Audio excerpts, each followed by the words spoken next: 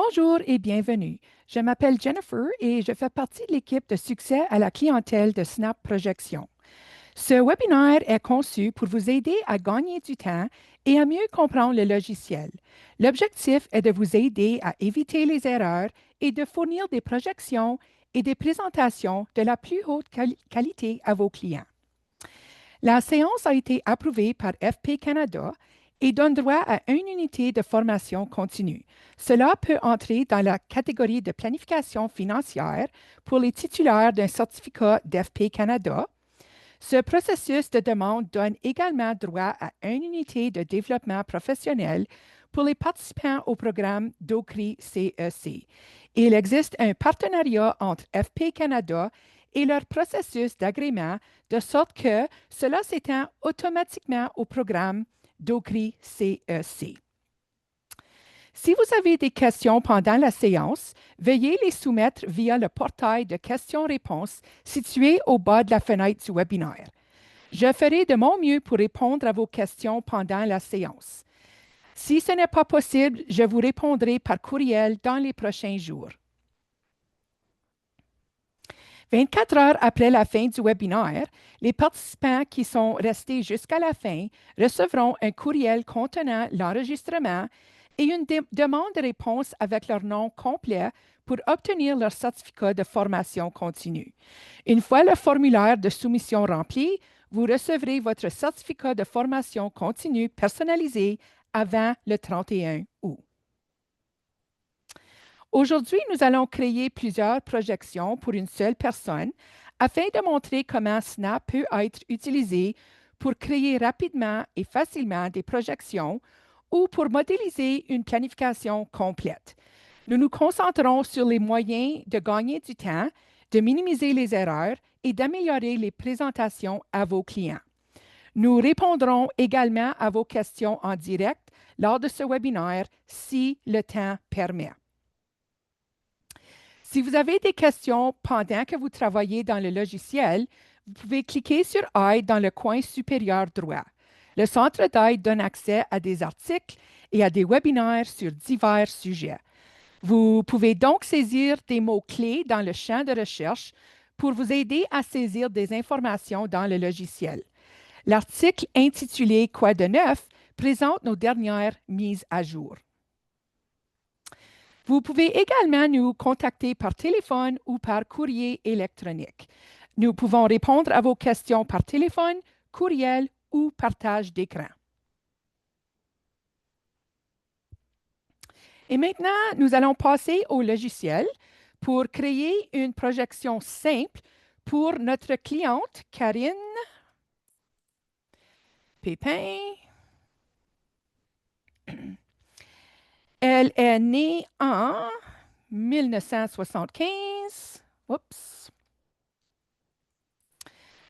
Juillet le 1er. Et elle demeure au Québec, la province de résidence qui sera utilisée à des fins fiscales. Alors, en haut à gauche du logiciel, nous voyons que l'outil comprend 3 étapes. Alors, nous avons la configuration du scénario où nous saisissons les informations de base de notre cliente, en plus des paramètres généraux du plan. Ensuite, nous passons à la page de planification où nous voyons la vie de Karine prendre forme sur une seule page. Ici, nous pouvons vérifier les informations, apporter des modifications et une fois que nous sommes satisfaits de tous les chiffres, nous pouvons créer un rapport client avec des diagrammes, des tableaux et des commentaires personnalisés. Alors, continuons avec la configuration du scénario et nous allons cliquer sur « Suivant » en bas de la page et nous passerons à la page générale.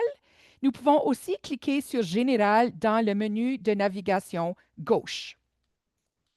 Alors, nous allons commencer la projection à partir de 2025, mais si nous sommes à la fin de l'année, nous pouvons modifier cette date à partir de 2026.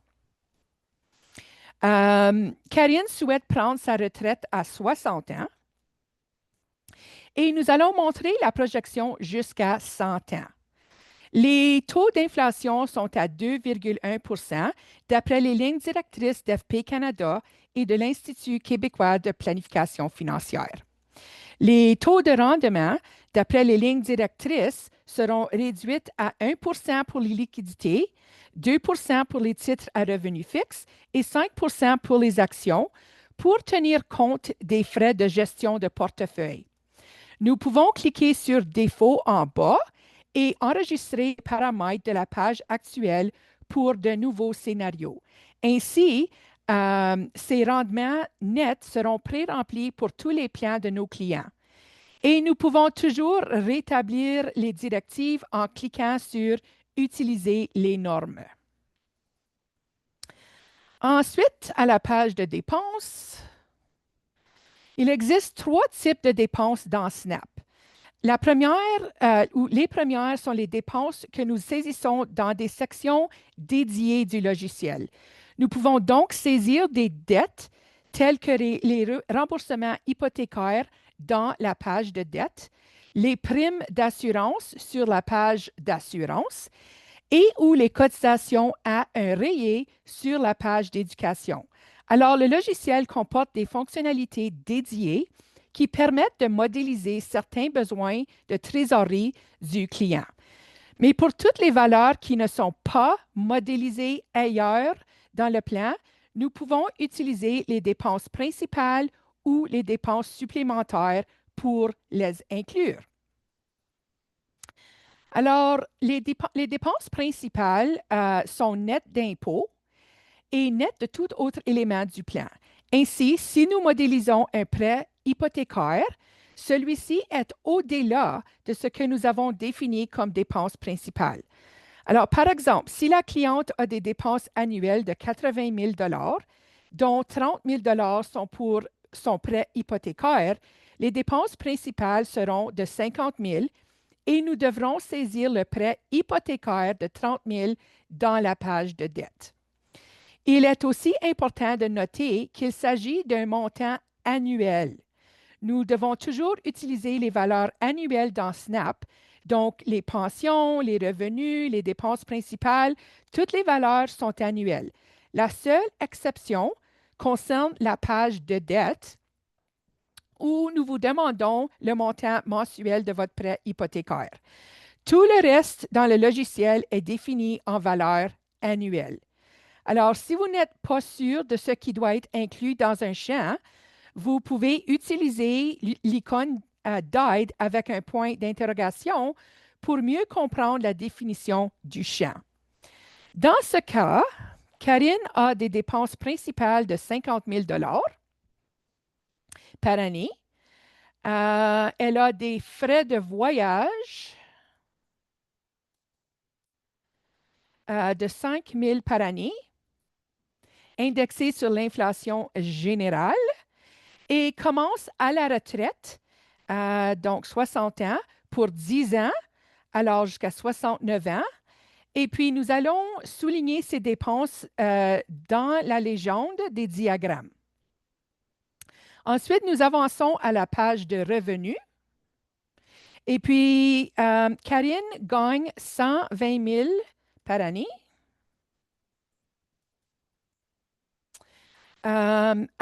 C'est indexé sur l'inflation générale. C'est un revenu d'emploi. Alors, Snap va automatiquement soustraire le RRQ et la E. Il est imposable et REER éligible. Et puis, il commence à la première année du plan et jusqu'à la fin de l'année où Karine atteint l'âge de 59 ans. Elle bénéficie d'une pension que nous allons saisir ici.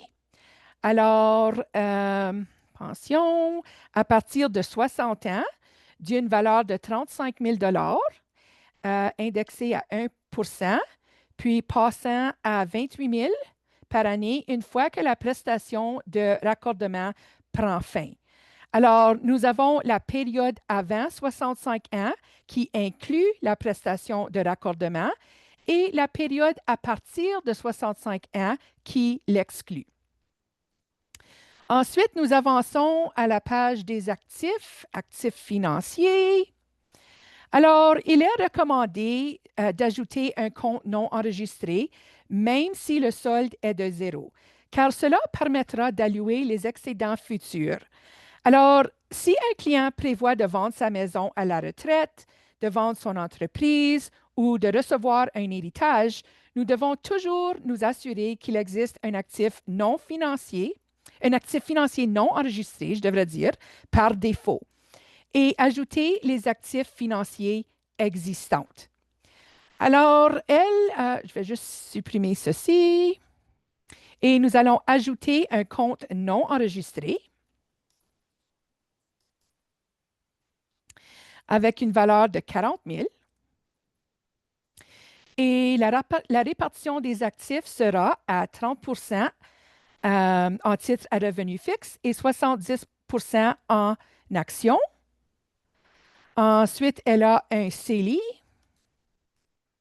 de 80 000 avec la même répartition d'actifs. Et ensuite, elle a un REER de 190 000 avec la même répartition d'actifs. Et un CRI avec une valeur de 45 000 et puis la même répartition d'actifs. Alors, vous verrez que Snap pré-remplit les taux de rendement à partir de la page générale pour les catégories d'actifs et calcule le rendement total du portefeuille en fonction de la répartition des actifs. Et puis, nous pouvons aussi modifier les taux de rendement ici si nécessaire. Ensuite, pour les actifs réels, Karine est propriétaire d'une maison avec une valeur de 600 000 et un coût de base de 400 000. Nous pouvons modéliser la vente ou l'achat d'un actif réel dans le futur. Alors, si Karine voudrait s'acheter une maison plus petite, nous pouvons modéliser ces transactions ici. Ensuite, nous avançons à la page de dette. Et Karine a une hypothèque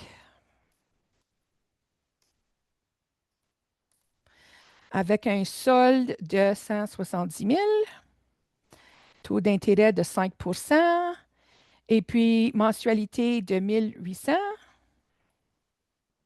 Et ceci est lié à la maison, de sorte que si nous vendons la maison, le produit de la vente va rembourser l'hypothèque avant d'être utilisé à d'autres fins.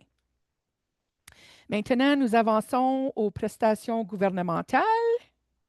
Et puis, par défaut, l'âge de départ du RRQ est fixé à l'année de retraite, mais dans ce cas, nous allons utiliser 65 comme âge de départ. Et puis, le pourcentage du maximum est fixé à la moyenne nationale de 57 %. Nous pouvons mettre ces informations à jour en fonction des antécédents professionnels du client ou d'un relevé de retraite Québec. Mais nous allons définir le pourcentage du maximum à 85 % et nous pouvons donc saisir soit un pourcentage ou une valeur en dollars en fonction des informations à notre disposition. Et pour la sécurité de vieillesse, nous laisserons l'âge de départ à 65 ans avec une prestation de 100 % du maximum. Alors, d'autres pages sont disponibles pour ajouter des polices d'assurance, des rayés, des sociétés et personnaliser les paramètres supplémentaires du plan. Mais pour l'instant, nous allons passer à la page de planification où toutes les données que nous avons saisies jusqu'à présent seront regroupées pour nous présenter la vie de Karine sur une seule page. Alors, en haut à gauche de cette page, nous avons l'année en cours où Karine a 50 ans. Ensuite, nous avons calculé le flux de trésorerie qui tient compte de tous les éléments que nous avons modélisés dans le plan jusqu'à présent.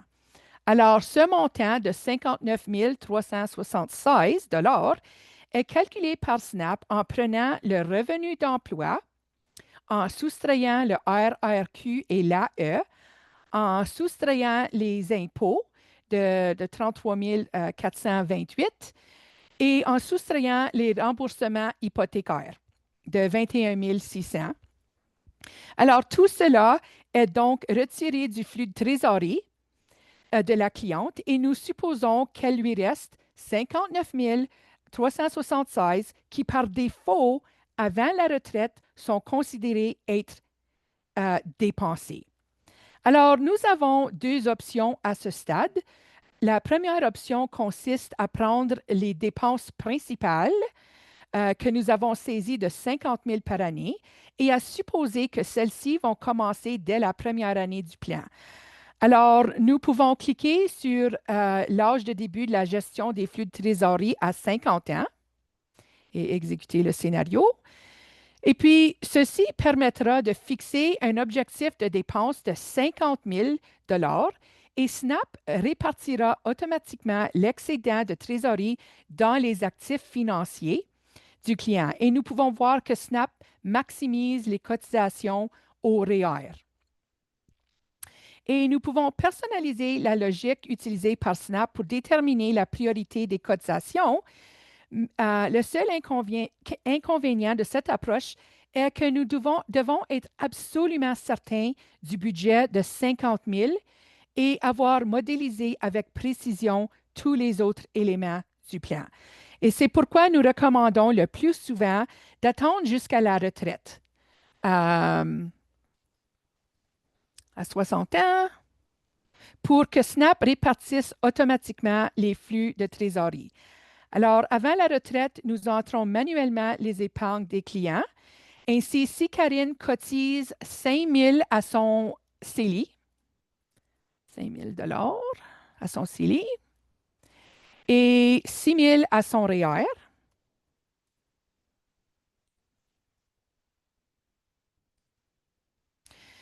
ceci va nous permettre de modéliser avec plus de précision, avec plus de certitude les actifs financiers au fil du temps.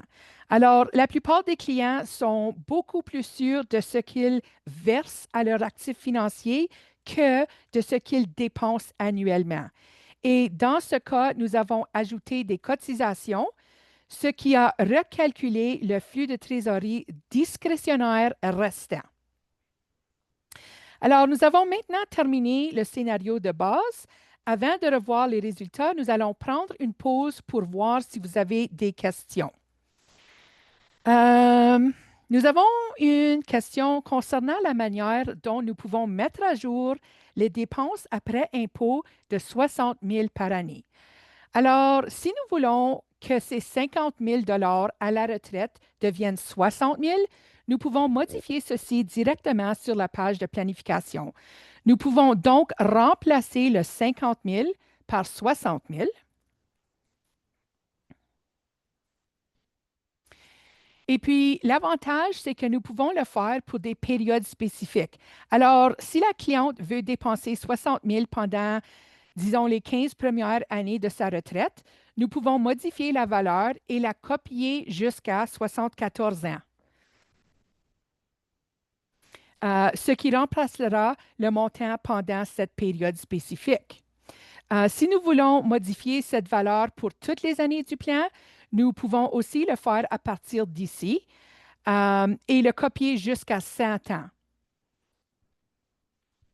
Ou nous pouvons toujours revenir à la configuration du scénario, la page de dépenses, et ajuster la valeur pour toutes les années avec la gestion des flux de trésorerie sélectionnés. Alors, dans ce cas, c'est de la retraite à 60 ans jusqu'à la fin du plan à 100 ans. Alors, continuons sur la page de planification.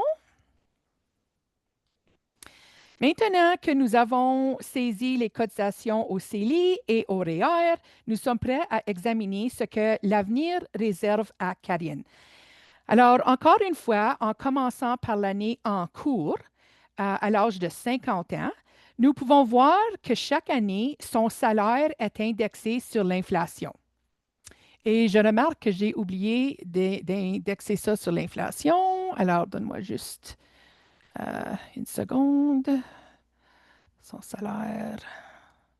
OK. Bon, alors son salaire est maintenant indexé sur l'inflation. Elle a pris sa retraite à 60 ans et son revenu d'emploi cesse et sa pension commence. Elle a des dépenses principales à 50 000 qui sont indexées en fonction de l'inflation. Ici, et encore une fois, il s'agit d'un montant annuel net d'impôts et de tout autre élément du régime.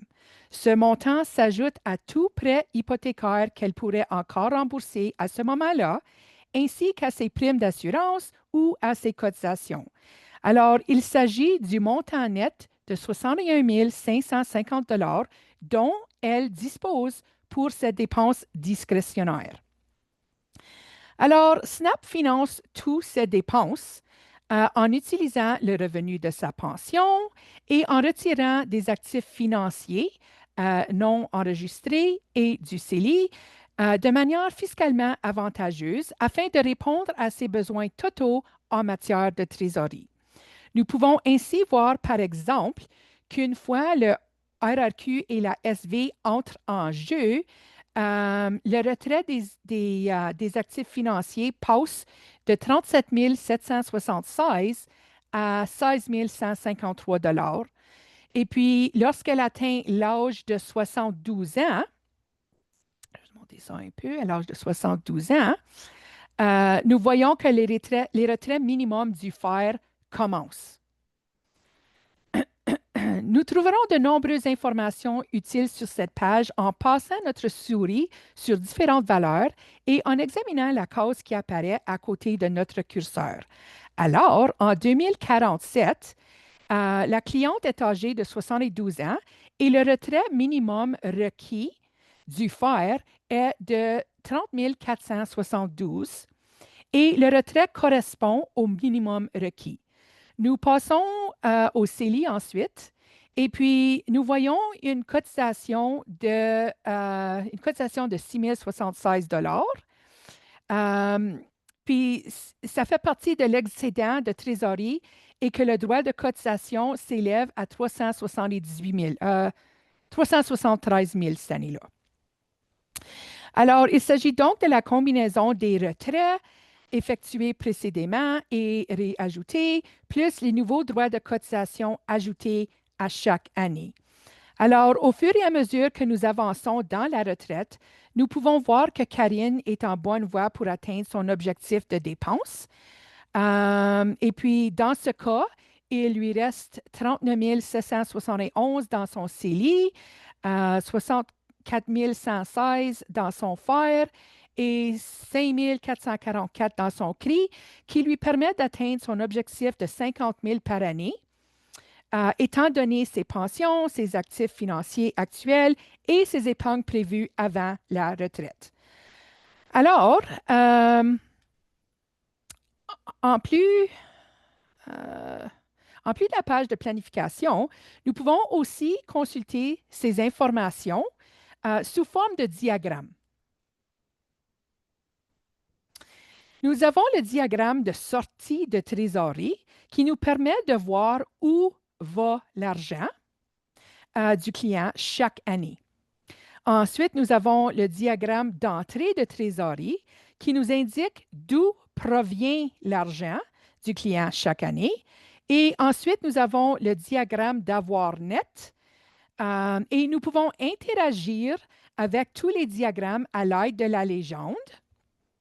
Et puis, en passant la souris sur différentes années pour obtenir des informations supplémentaires. Bon, en plus des diagrammes, nous avons aussi accès à des tableaux détaillés tout au long de la page de planification. Alors, par exemple, pour le revenu imposable, nous pouvons voir que lors de la première année du plan, Karine dispose d'un revenu imposable de 113 853 Et puis, en cliquant sur la boîte bleue, nous voyons que son montant est calculé en prenant son revenu d'emploi de 120 000, le total des déductions de 7 074 et des revenus de placement provenant du portefeuille non enregistré. Nous pouvons ainsi voir au fil du temps quelles sont les sources de revenus imposables afin de nous assurer que nous modélisons les choses comme prévu. Nous avons aussi le tableau de détail de l'impôt sur le revenu, où nous pouvons voir la répartition des impôts fédéraux et provinciaux.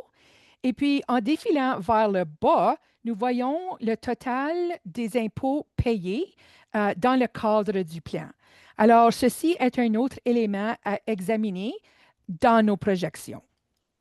Et puis, en défilant tout à fait à droite, nous avons la valeur du patrimoine avant impôt. Et puis, ceci nous permet de voir la dernière année du plan. Et il y a donc 109 000 d'actifs financiers, 1,7 million de dollars d'actifs réels, 27 770 d'impôts sur le patrimoine, avec un patrimoine après impôt d'1,8 million de dollars, ce qui est équivalent à environ 641 000 de dollars réels. Maintenant que nous avons terminé la projection, nous pouvons examiner le résultat, ou les résultats, je devrais dire, dans la fonction des recommandations. Alors, l'âge de la retraite est 60 ans.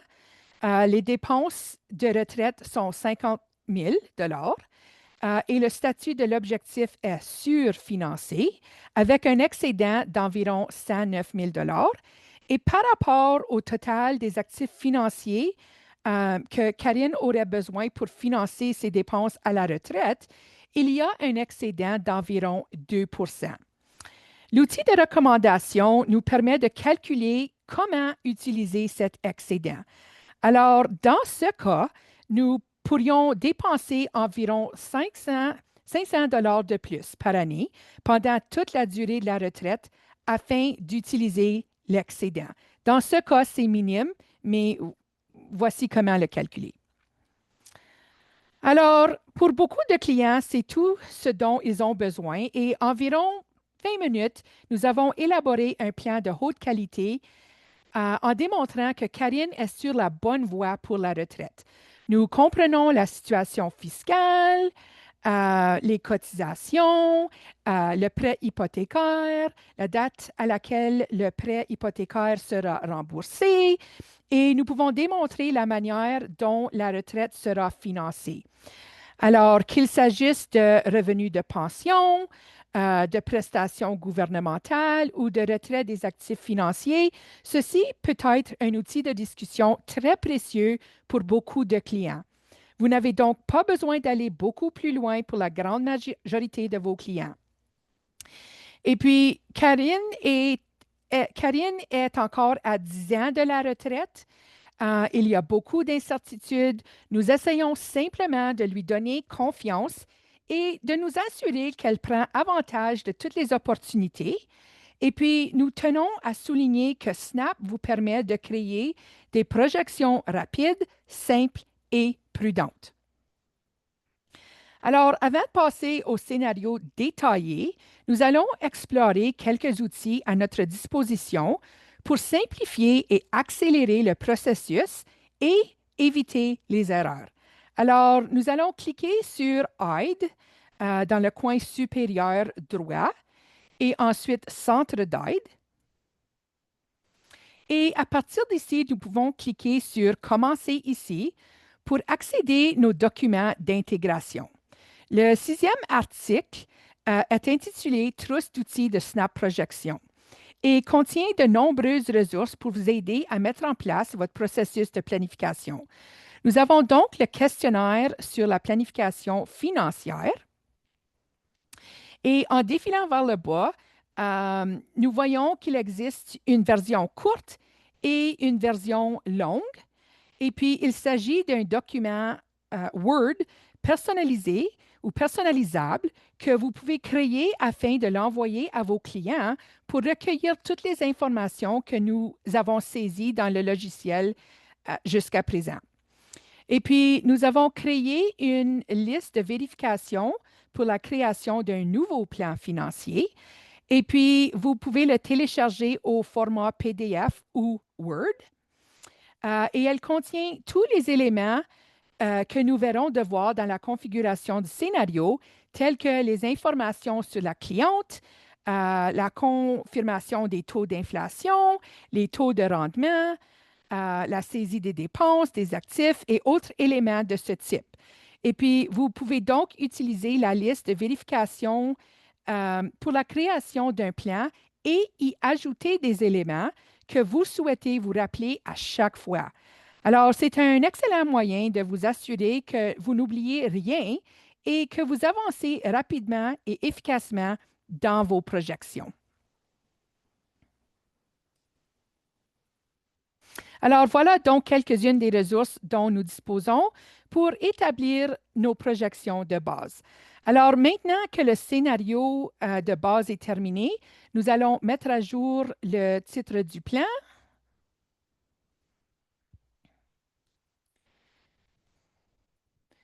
Et nous allons le renommer Scénario 1, hypothèse de base.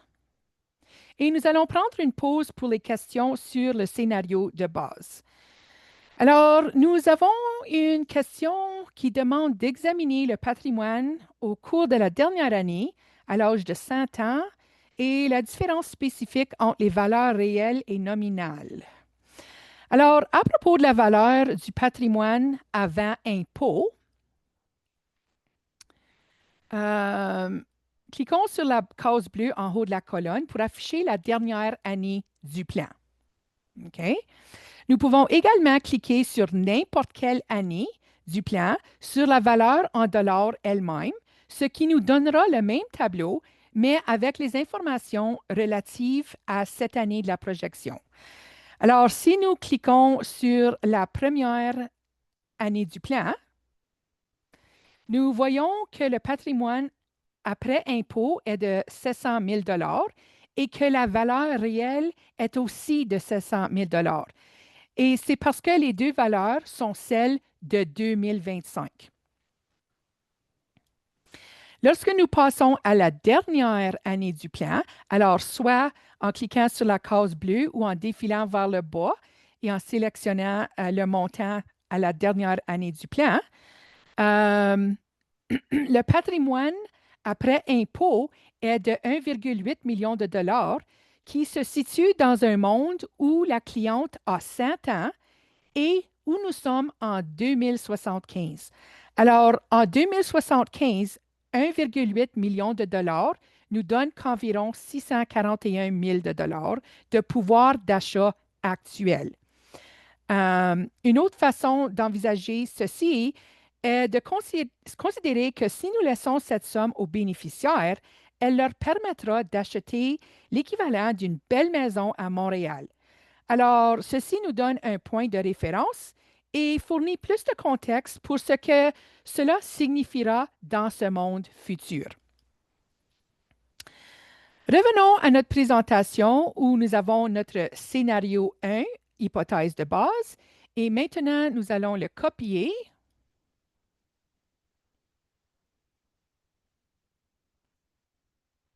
Voyons la copie et nous allons la renommer.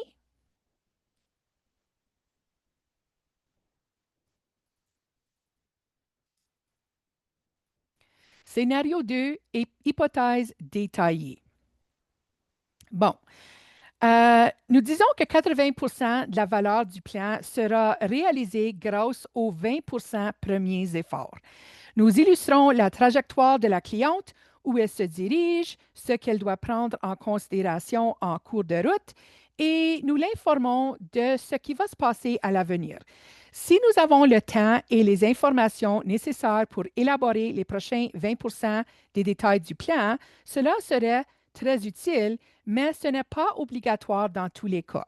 Ainsi, si notre client est à 10 ou 20 ans de la retraite, un plan rapide et simple est probablement tout ce dont il ou elle a besoin. Si notre client essaie de décider de prendre sa retraite dans 6 ou 10 ou 12 mois, c'est là qu'un plan plus détaillé et plus précis peut être utile. Il existe donc de nombreuses façons de personnaliser les paramètres de Snap afin de modéliser plus précisément la situation unique de votre client. Et nous allons passer en revue quelques-unes. Le premier concerne l'année de départ à la retraite. Alors, en 2035, nous partons du principe très simpliste que la cliente prend sa retraite le 1er janvier de cette année-là. Nous avons donc un arrêt des revenus d'emploi et le versement de la pension complète cette année-là. Certains clients peuvent prendre leur retraite le jour de leur anniversaire ou pour un enseignant à la fin de l'année scolaire. Dans la configuration du scénario, page de revenus, nous pouvons donc calculer au prorata le revenu d'emploi pour une date de fin spécifique. Alors, si nous passons notre souris sur le champ d'âge jusqu'à, nous pouvons cliquer sur l'icône en forme d'engrenage pour saisir une date de fin spécifique. Ainsi, au lieu de prendre fin le 31 décembre de l'année précédente, notre retraite, je devrais dire, nous allons continuer à travailler jusqu'au 1er juillet 2035.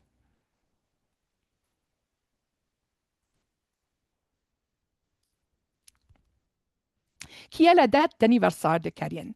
Et pour la pension, nous pouvons sélectionner de recevoir la pension au prorata. Alors, on va dire oui, ce qui permettra de commencer à verser la pension à partir de son anniversaire. Ainsi, le revenu d'emploi cessera et la pension commencera au même moment. Nous pouvons aussi calculer au prorata les prestations gouvernementales du RRQ et de la SV. Alors, en cochant sur les cases, proratiser la première année, les paiements commenceront le mois suivant le mois de naissance. Alors, revenons maintenant à la page de planification pour examiner les résultats de ces modifications. Nous voyons maintenant que pour la première année de la retraite, ici, nous avons 6 mois de salaire et puis 6 mois de pension. Et puis, à long terme, cela aura un impact minime, mais si la cliente prend sa retraite l'année prochaine, cela fera la différence entre devoir retirer de l'argent de ses comptes ou pouvoir continuer à cotiser. Cela peut donc être important si cet événement est proche. Alors, nous avons donc calculé au prorata la première année de la retraite. Nous pouvons ensuite ajuster certains éléments comme le revenu imposable. Et présentement, nous avons un revenu d'emploi et des cotisations au REER, mais la cliente cotise également à son régime de pension, ce qui a une incidence sur son revenu imposable et son droit de cotisation au REER. Alors, nous pouvons modéliser ceci dans Snap en allant dans la configuration du scénario, la page de revenus, et ensuite, nous allons ajouter une cotisation de pension de négatif 8 500. Et puis, nous allons définir cette cotisation comme un revenu imposable négatif, oui, et puis non admissible à un REER, jusqu'à la date qu'elle prévoit prendre sa retraite. Alors, ça sera 2035, juillet le 1er. Ainsi, en saisissant les cotisations de pension dans le logiciel, nous allons calculer plus précisément le revenu imposable, le taux d'imposition marginale et les liquidités disponibles pour toute autre dépense. Nous pouvons aussi passer à la page de paramètres dont de bienfaisance. ici, et activer les dons de bienfaisance. Et maintenant, sur la page de planification, nous pouvons définir le total des dons annuels. Alors,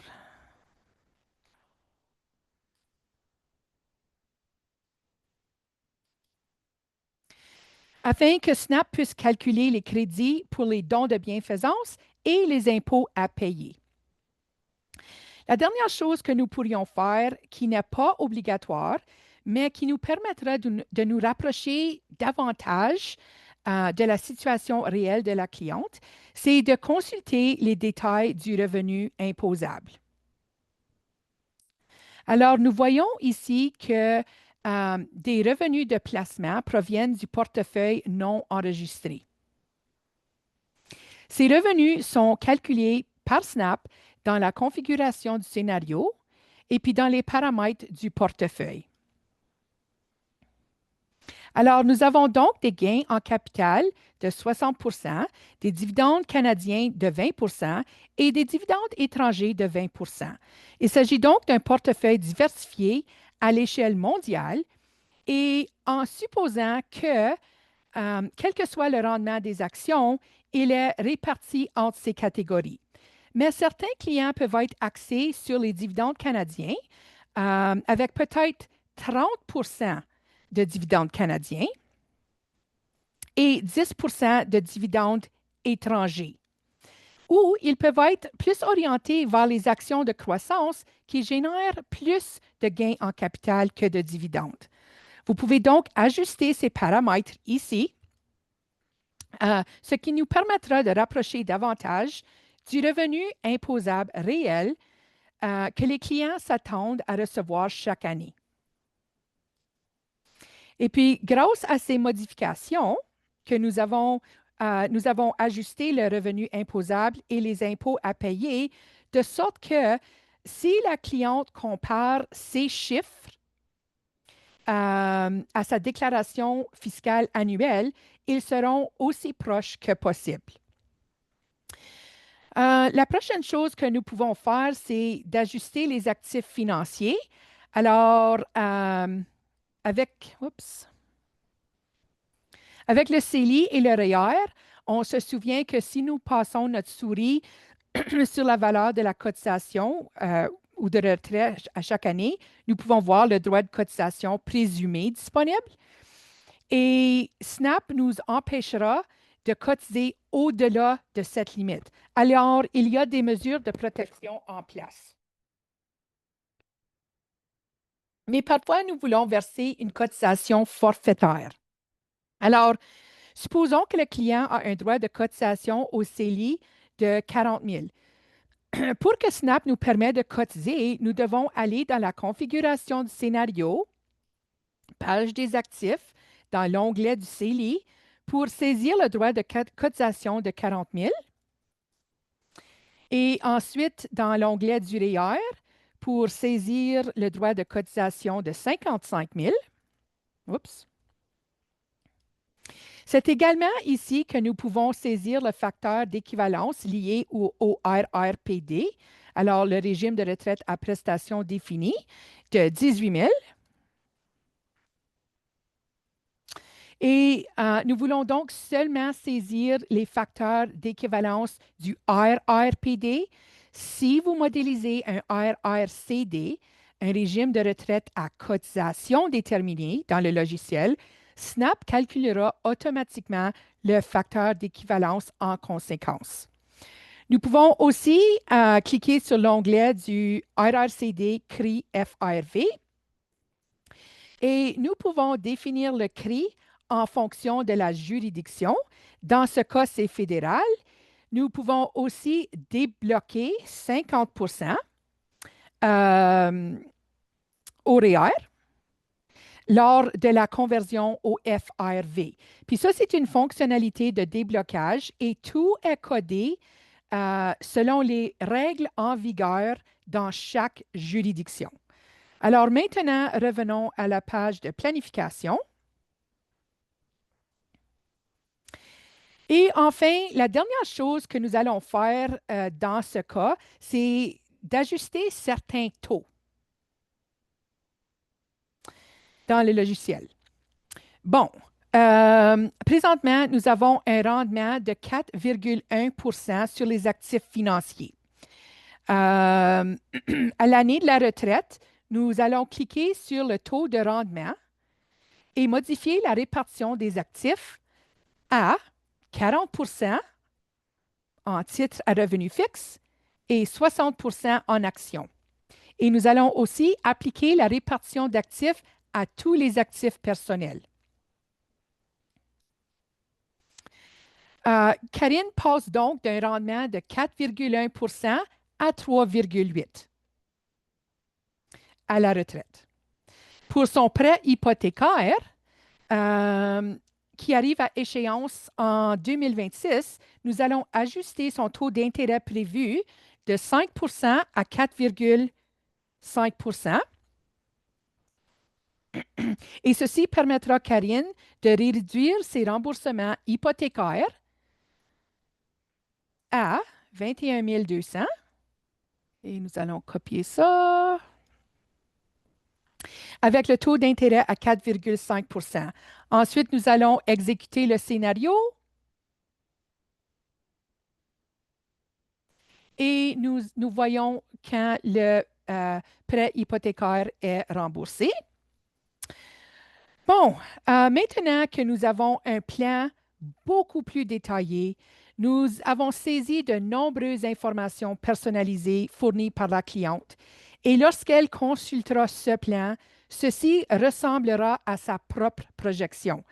Elle pourra voir que la date de départ à la retraite correspond exactement à la sienne. Nous avons pris en compte des dons de bienfaisance, les droits de cotisation, ce qui nous donne un résultat très différent. Nous pouvons donc examiner cette projection, la comparer à l'original et voir à quel point tous ces changements ont influé sur le résultat. Et puis, à première vue, une minute. À première vue, nous pouvons voir qu'il reste un peu d'argent à la fin du plan et que les résultats sont inférieurs à ceux que nous avions initialement prévus. Alors, nous allons prendre une pause pour les questions. Quelqu'un a remarqué que Snap retire de l'argent sur le compte non enregistré au début de la retraite et se demande pourquoi l'argent n'est pas retiré du compte enregistré. Excellente question. Nous avons organisé un webinaire à ce sujet. Si vous cliquez sur Aide en haut à droite, ensuite Centre d'aide et ensuite Webinaire, le webinaire est intitulé « Aider vos clients à tirer le meilleur parti de leur argent à la retraite ». Ici, nous avons passé en revue des recherches récentes d'FP Canada sur la décumulation fiscalement avantageuse. Et puis, la principale raison de retirer des fonds d'un compte enregistré est que ce taux de rendement, je vais juste monter en haut ici, là. Ce taux de rendement est imposable. Et puis, si l'on considère le rendement net de 3,8 brut et 1 d'impôt à payer, car il s'agit d'intérêts ou de dividendes provenant d'un compte imposable, vous ne gagnez en réalité que 2,8 Il est donc préférable d'utiliser le compte qui offre le rendement net le plus faible et de conserver le CELI et le REER, qui sont tous les deux des placements à croissance non imposables. Mais bien sûr, vous devez tenir compte d'autres facteurs tels que le taux d'imposition marginal du client, si elle dispose d'un droit de cotisation au CELI, si elle peut effectuer des retraits accélérés de son FER, etc. Puis, nous abordons tous ces aspects dans notre webinaire sur l'optimisation. Et il est possible de modifier l'ordre des retraits si nous allons en haut de la page, à côté des mots actifs financiers. Nous pouvons cliquer sur l'icône en forme de roue dentée pour afficher l'ordre des gestions du flux de trésorerie pour le scénario. Alors, si nous voulons retirer d'abord, une minute, si nous voulons retirer d'abord sur les comptes enregistrés, nous pouvons modifier l'ordre des retraits ici. Vous avez juste à cliquer dessus puis changer l'ordre à enregistrer, non enregistré et CELI. Ensuite, le copier à 100 ans. Et puis, vous pouvez ensuite voir la différence entre les résultats. Et nous pouvons aussi modifier les retraits de certains comptes. Alors, si nous souhaitons retirer, disons, 10 000 du compte REER, vous pouvez, au début du plan, nous pouvons saisir la modification et retirer manuellement de l'argent en mettant un négatif 10 000. Bon, nous avons maintenant deux scénarios, l'un avec les hypothèses de base et l'autre avec nos mises à jour détaillées. Nous pouvons aller dans le menu en haut de la page de planification et cliquer sur Comparer les scénarios, ce qui nous permet de comparer les deux scénarios et de voir les différences entre eux afin de déterminer le résultat. Alors, avec nos hypothèses de base initiales, nous sommes financés à 102 ce qui signifie que nous avons un peu plus que ce dont nous avons besoin à la fin du plan. Et après avoir apporté toutes les modifications aux impôts, au taux de rendement et aux dons, nous avons réduit ce surplus de financement à 100 Nous sommes donc à 100 de ce dont nous avons besoin pour atteindre notre objectif de retraite dans 10 ans. Alors, certaines de ces hypothèses vont évoluer avec le temps. La cliente pourrait gagner plus ou moins que ce que nous avons prévu. Elle pourrait prendre sa retraite avant ou après la date que nous avons indiquée. De point de vue à long terme, la différence entre les deux plans est assez minime et nous devons toujours nous demander si cet effort et si cette analyse supplémentaire nous aidera à prendre une meilleure décision aujourd'hui.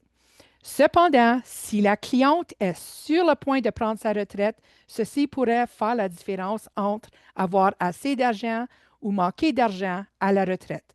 Donc, plus la cliente est proche et plus la décision qu'elle prend a un impact, plus il est utile d'ajouter ce contexte et ces détails supplémentaires. Et puis, en défilant vers le bas,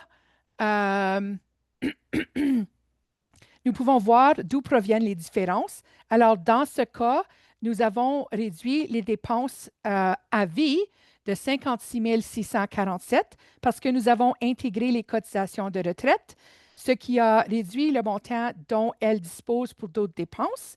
Nous avons réduit le total des impôts à vie de 55 772 en ajoutant les crédits pour les dons et nous avons réduit les prestations gouvernementales de 20 800 en calculant au prorata la première année où elle touche le RRQ et la sécurité de vieillesse. À la fin du plan, nous constatons une différence nette d'environ 71 000 dans le patrimoine final après impôt. Bon, si nous allons dans les tendances, en haut à gauche, nous pouvons aussi voir les différences entre les plans qui se manifestent selon différentes variables. Alors, nous avons ici les dépenses et puis il y a juste une différence au cours des premières années avant la retraite, car nous avons ajouté les cotisations de retraite, mais pour le reste, nous supposons que les dépenses resteront les mêmes tout au long du plan. Ensuite, nous pouvons voir l'impôt sur le revenu. C'est différent car nous avons pris en compte les calculations de retraite et ajusté les taux de rendement et ajouté des dons de bienfaisance. Nous avons les prestations gouvernementales et nous voyons comment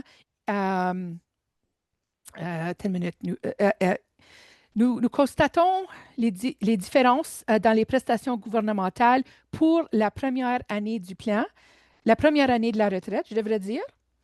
Et enfin, nous avons le patrimoine personnel et nous pouvons voir comment il évolue au fil du temps en fonction des différents changements que nous avons apportés au plan. Bon, une fois que nous avons terminé le plan, nous allons créer le rapport client. Et puis, pour commencer, nous allons dans le constructeur du rapport, en haut à gauche, pour choisir les pages que nous voulons inclure dans le rapport final. Alors, nous allons donc garder la page de couverture, la note au lecteur, sous les instantanés qui sont des fiches de synthèse dans le rapport d'une page. Nous allons supprimer quelques éléments afin de simplifier les choses. Alors, je vais supprimer la synthèse des recommandations. Puis ça, on peut juste faire glisser hors du tableau. Et puis, ensuite, ce que nous enlevons va apparaître dans la galerie, puis je vais vous montrer ça dans une minute. Alors, nous supprimons la synthèse du patrimoine, la synthèse des dépenses, ici, le flux des actifs financiers, et puis, il y en a 6, oui. Et puis, voici toutes les pages incluses. À la droite se trouve la galerie et puis elle affiche toutes les pages que nous avons à notre disposition. Une ligne apparaît sur la page si elle est déjà incluse dans le rapport et puis si elle n'est pas incluse, elle n'est pas barrée. Ensuite, une fois que nous avons choisi toutes les pages que nous voulons inclure, nous pouvons ensuite aller à l'éditeur du rapport. Et puis ici, dans l'éditeur, on peut ajouter des commentaires et faire assurer certain que tous les tableaux et les diagrammes sont clairs. Ensuite, nous pouvons aller dans Prévisualisation du rapport et ensuite, nous pouvons télécharger un PDF pour le sauvegarder ou l'envoyer à notre client. Alors, voici donc les principales façons dont nous pouvons utiliser Snap pour une planification rapide et simple ou complète. Alors, il existe de nombreuses autres outils pour compléter votre plan. Alors, nous avons d'autres recommandations en plus des dépenses soutenables que nous avons présentées. Nous avons les tests de résistance pour appliquer les taux de rendement aléatoires ou historiques. Nous avons l'analyse des besoins en assurance vie, invalidité et maladie grave. Et nous pouvons aussi ajouter des sociétés à la projection. Mais aujourd'hui, nous avons opté pour la simplicité avec une seule cliente et nous avons présenté quelques-unes des façons dont nous pouvons passer d'une planification rapide et simple à une planification complète. Et il nous reste environ 2 minutes. Alors, avec ça, merci de votre participation et de toutes vos questions. Nous n'avons pas pu répondre à toutes, mais nous vous répondrons par courriel dans les prochains jours. Si vous avez des commentaires sur les fonctionnalités que vous aimeriez voir ajoutées ou sur la manière dont nous pourrions améliorer votre expérience de planification, n'hésitez pas à nous en faire part. Nous enverrons un courriel demain pour recueillir vos commentaires. Et puis, dans le courriel, vous trouverez un lien vers l'enregistrement vidéo de ce webinaire. Et puis, si vous avez besoin d'aide supplémentaire, vous pouvez toujours cliquer sur Aide, Centre d'aide, puis rechercher des termes clés tels que peut-être héritage ou rapport client ou d'autres termes. Et si vous avez des difficultés, n'hésitez pas à nous appeler ou à nous envoyer un courriel. Nous sommes toujours heureux de vous aider. Alors, nous vous souhaitons une excellente journée et beaucoup de succès avec Snap.